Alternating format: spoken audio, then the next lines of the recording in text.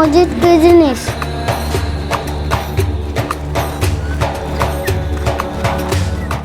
একটি অশক্ত গ্রাম ভাগ্যপুর। এখানকার মানুষ ভুলে গিয়েছিল ইসলাম।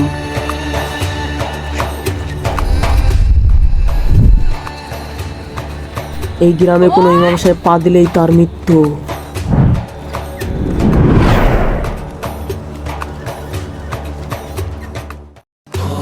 কিন্তু কেন এখানকার মানুষ ইসলামকে ভুলে গিয়েছিল তা এখনো রহস্য হয়ে রয়েছে। আসসালামু আলাইকুম গ্রামবাসী, শুনুন শুনুন শুনুন। যে ওই পুরনো বাড়িতে 40 দিন নামাজ পড়তে পারবে তাকে 1 লক্ষ টাকা পুরস্কার দেওয়া হবে।